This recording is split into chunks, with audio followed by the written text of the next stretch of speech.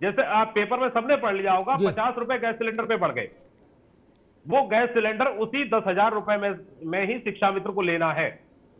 क्या शिक्षा मित्र के 50 पैसे बढ़े हैं? तो समस्या सबसे बड़ी ये है कि लगातार महंगाई बढ़ रही है सब कुछ, लेकिन शिक्षा मित्रों को वहां उनकी कोई सुनने वाला नहीं जी। मैं रजत सिंह के पास चलता हूं। रजत सिंह, आपसे मेरा वो सवाल कि मुझे बड़ी खिन्नता हो रही है कि आखिर ये संस्थान प्रशिक्षण वाले क्यों चल रहे हैं। मैंने शुरुआत में कहा था, अगर आपने सुना हो, कि जब ये तय हो गया कि भाई हफ्ते भर तक स्टेशन पर कोई ट्रेन नहीं आएगी, रेलगाड़ी छोड़ो मालगाड़ी भी नहीं आएगी, तो स्टेशन का गेट बंद करो, ताला लगाओ, टिकट क्यों बांट रहे हो? जो यात्री अंदर जाएगा वो क्या करेगा? वो भजन करेगा।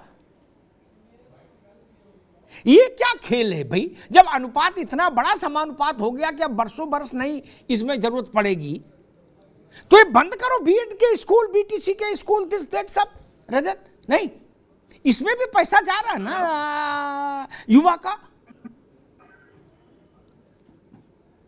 सर प्रथम सर आपका बहुत बहुत आभार, जो आप लगातार मुद्दा उठा करके हम सबका मुद्दे को जीवंत करते रहते हैं और आते हैं अपने पॉइंट पर। सर की जो आपने कहा कि जिस प्रकार से शिक्षक भर्ती ये नहीं दे रहे हैं, ये बताते रहते हैं कि अनुपात समानुपात की जो पहेली है ये तो कभी सुलझेगी नहीं, क्योंकि इससे पहले जो पूर्व शिक्षा मंत्री जी थे सतीश द्विवेदी जी, वो भी ये पहेली कम से कम अपने कार्यकाल में लगातार बताते रहते थे कि जो हमारा अनुपात समानुपात है ये बराबर है। उनका तो सरप्लस में भी रहता था, लेकिन उस समय लगातार हम सबके द्वारा मुद्दा उठाए जाने पर उनकी ये पहली फेल हुई और अंततः उन्होंने ये चीज का आदेश भी दिया था और लिखित आश्वासन भी दिया था कि अगली भर्ती 17,000 के विज्ञापन पर करेंगे। लेकिन अंततः वो चुनाव हारने के बाद पूर्व शिक्षा मंत्री जी अपने पद पे नहीं रहे, फिर मौजूदा जो है संदीप सिंह जी अपने पद पे आए और यही पहली वो भी अपने कार्यकाल में बता रहे हैं कि अनुपात समानुपात बराबर है और भर्ती नहीं दे पाएंगे। सर एक सबसे बड़ा ये कारण है कि अगर इन्होंने एक अपने जवाब में ये बताया है कि 51,112 पद रिक्त है लेकिन विचाराधीन है। क्यों विचाराधीन है? जब पद रिक्त है, बच्चों का भविष्य अंधकारमय है, तो आप पद क्यों नहीं सृजित कर रहे हैं? किस चीज का जो है आप कहां पे विचाराधीन है? माननीय मुख्यमंत्री जी ने कहा है कि हमारे यहाँ जो है बच्चों के लिए साथ कोई खिलवाड़ नहीं हो सकता है, शिक्षा में कोई रोक नहीं हो सकता है। क्यों विचाराधीन है? अधिकारी रोक रहे हैं कि शिक्षा मंत्री जी पद नहीं देना चाहते, किस लिए, किन वजहों पर? एक मिनट, इसमें बड़ा कंफ्यूजन है। एक और on the floor of house शिक्षा मंत्री संदीप बाबू कह रहे हैं कि जितने अध्यापक चाहिए उतने भरपूर हैं, सरल भाषा में, ठीक। दूसरी बात मैं आप ही लोगों से सुनता हूं कि जी 51,000 भर्ती खाली हैं, ठीक, सरकार ने ऐसा कहा। तो ये तो नहीं हो सकता कि यही चीज काला एक सोमवार को काला और मंगल को सफेद तो नहीं चलेगा ना। या तो समानुपात है या भर्ती खाली है, ये बड़ा कंफ्यूजन है। वही तो सर, यही तो चीजें बहुत पेचीदा और ये पहेली एकदम बन चुकी है, इसको कोई सुलझा नहीं पा रहा है। क्योंकि जब शिक्षा मंत्री जी एक तरफ ये कहते हैं 51,112 पद रिक्त है और विचाराधीन है, तो ये कहां पे अटका हुआ है? और दूसरी तरफ ये जो बोलते हैं कि अनुपात समानुपात बराबर है। अरे आपका जो है, आप कहते हैं क्या 2016 और 17 से क्या बच्चों की संख्या में बढ़ोतरी नहीं हुई? क्या शिक्षा मित्र अध्यापक रिटायरमेंट नहीं हुए? क्या अभी हाल ही में जो है प्राथमिक शिक्षा मित्र संघ के जो है प्रदेश मंत्री जी ने कहा कि शिक्षा मित्र रिटायर भी हो रहे हैं। क्या इनकी जगह पे कोई पद भर्ती रिक्त नहीं हुआ? क्या जो शिक्षक हैं 2016 से 2023 चल रहा है, क्या मार्च तक 10,000 प्रति वर्ष रिटायरमेंट नहीं होता है? क्या सरकार ने 68,500 और 69,000 भर्ती का जो प्रोपेगेंडा फैलाया हुआ है, ये सूबेदार सिंह सुप्रीम कोर्ट की एक याचिका में कटाव प्रकरण में भी सरकार ने कहा 51,000 पद का 112 पद रिक्त है और प्लस शिक्षा मित्र का जब मामला चला हुआ था तब अपात्र रूप में जब कहा गया था, उस मामले में भी सरकार ने कहा था कि हम ये भर्ती पद उनकी जगह पे दे रहे हैं। अगर आज सरकार शिक्षा मित्रों को रखना चाहती है तो रख सकती है, लेकिन जो एक तरफ ये कहती है कि ये उनकी बराबर अहर्ता नहीं है, दूसरी तरफ उनका वेतन भी रोक रखा हुआ है। ये क्या चल रहा है? एक तरफ कहते हैं विचाराधीन है पद, दूसरी तरफ ये भर्ती नहीं देना चाहते हैं, तीसरी तरफ ये डीएलएड बीएड का लगातार ये प्रशिक्षण कोर्स संचालित कर रहे हैं, समय से जो है भर्ती समय पर ये अपना विज्ञापन जारी करते हैं और ग्रेजुएशन करके आए हुए छात्रों को 80-80 हजार 40-40 हजार की डीडी लेकर के उनको दर दर की ठोकर खाने के लिए छोड़ सकते हैं। आज 4 साल 5 साल से सरकार इस लड़ाइयों को लड़ रहे हैं। हमारे जैसे स्वयं लाखों छात्र मानसिक तनाव में हैं। इलाहाबाद, लखनऊ, अन्य क्षेत्रों में जा जाकर तैयारी कर रहे हैं। अपनी योग्यता की बात को लेकर वो रात दिन मेहनत करते हैं। सर, हम सब इलाहाबाद की पावन धरती पर रह करके एक 10 बाई 10 के कमरे में रहकर लगातार तैयारी कर रहे हैं। लाठियां खाएं, गाली खाएं, एक मिनट रजत, एक मिनट। लेकिन अभी बीच में मैं देख रहा था कि तमाम कोचिंग वालों ने ये प्रचार करना शुरू कर दिया था कि खुल गई भर्ती, खुल गई, जल्दी आओ, कोचिंग पाओ, भर्ती में मास्टर बनने का सुनहरा मौका। तो बहुत सारे बच्चे तो वहां भी पैसा दिए आए होंगे। अब इन्होंने कह दिया कि जी कोई विचाराधीन नहीं, अब क्या होगा?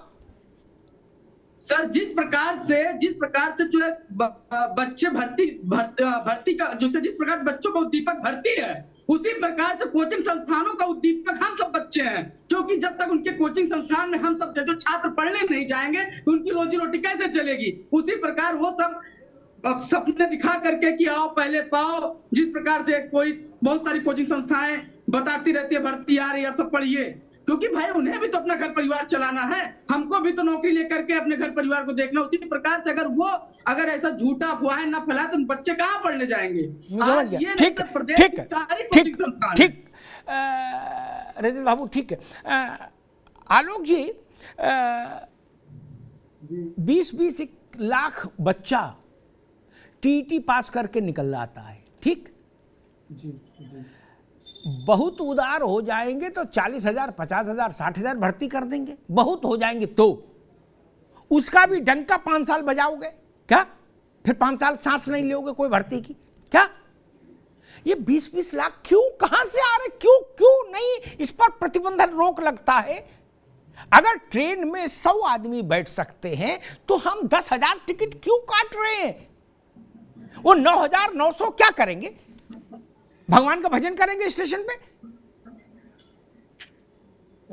अमिताभ सर, इसमें बहुत राजनीतिक खेल है। ज्यादातर जितने स्कूल्स हैं वो मुझे नहीं कहना चाहिए, लेकिन या तो मिनिस्टर्स के हैं या मिनिस्टर्स के से पोषित हैं, नेताओं के हैं, जिससे बड़ी मोटी फीस ली जाती है। मुझे कहने में कोई गुरेज नहीं है।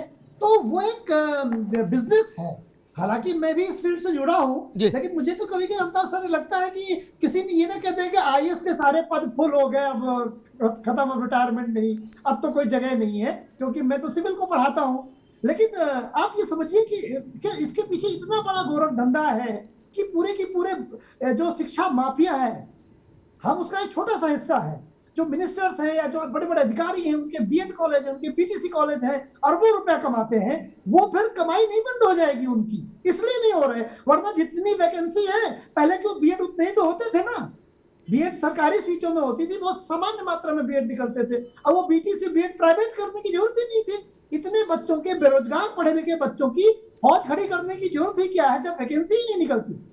तो इसलिए सीमित जितने टीचर रिटायर होंगे, जितनी वैकेंसी हो, उसी अनुपात में बीएड और टीटीटी निकाले। इतने बच्चे बेरोजगार पैदा करके, घर का खेतवा बेच के, पत्नी की ज्वेलरी बेच के कोई पढ़े तो क्या फायदा है ऐसी पढ़ाई का? तो मुझे लगता है कि ये केवल एक व्यापार है जो उत्तर प्रदेश के बड़े अपर क्लास लोगों के द्वारा चलाया जा रहा है, और बाकी के जो पढ़े लिखे नौजवान हैं उनके भविष्य के साथ खिलवाड़ किया जा रहा है। राकेश बाबू, चुनाव के समय यूपी टीईटी का रिजल्ट आया था। एक बार तो वो पर्चा आउट हो गया था, फिर उसके बाद दूसरी हुई, फिर वो रिजल्ट आया। अगर मैं सही याद करो 20-25 लाख बच्चे उसमें पास हो गए, है ना? वो लोग किस लिए पास हुए, क्या होगा अब आगे? यूं ही बोले चलो समय बिताने के लिए करना है कुछ काम, बोले मूंगफली ले लो, खाते रहेंगे। क्या है मतलब, मैं समझ नहीं पाता हूं। 20-22 लाख कोई छोटी संख्या है क्या?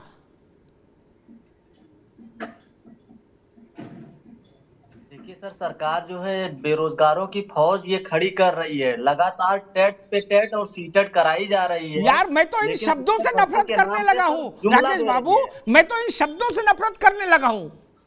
BTC, BEd, TET, super TET, क्या क्या बवाल है, इन शब्दों से मुझे नफरत हो गई, कोफ्त जी। देखिए सर, ये सरकार का काम ही है कि जुमला देना। सरकार जब बन जाती है सबसे पहले तो इनका एक बढ़िया से बयान आएगा कि हम भर्ती करेंगे चुनाव से पहले। जैसे ही चुनाव ये जीतेंगे सब पलट जाएंगे। देखिए, सब चुनाव था जब, उसके पहले बेसिक शिक्षा मंत्री सतीश द्विवेदी थे, उन्होंने एक फरमान जारी किया था, एक लेटर जारी किया था कि हम 17,000 भर्ती करने वाले हैं, लेकिन वो 17,000 भी अभी तक नहीं आई। और आपने देखा है सर 51,000 का हलफनामा 69,000 शिक्षक भर्ती में इन्होंने लगाया था, उसके बाद भी ये भी नहीं कर रहे हैं ये सर। जबकि सर स्वाभाविक है, आरटीआई 2019 में जो आंकड़ा हम लोगों ने निकलवाया था उसमें साफ साफ था 1,73,795 पद खाली थे 2019 में। 2019 के बाद 23 हो गया, 4 साल हो गए। अगर 10,000 हर साल शिक्षक रिटायर हुए तो 10 चौको 40,000 ये हो गए।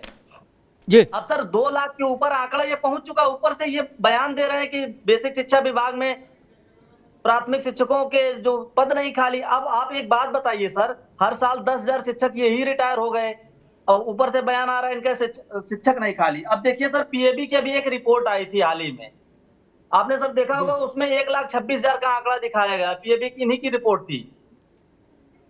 ठीक है, मैं अब भाई एक समस्या नहीं ना, जूनियर एडेड की भर्ती 2 साल से लटकी है, नियुक्ति नहीं मिल पा रही, बाकी सब काम हो गया।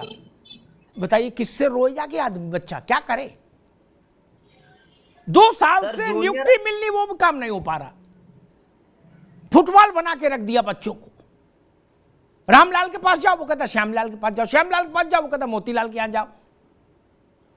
और रास्ते में कहीं पुलिस मिल गई तो 4 डंडे मारे और मुश्किल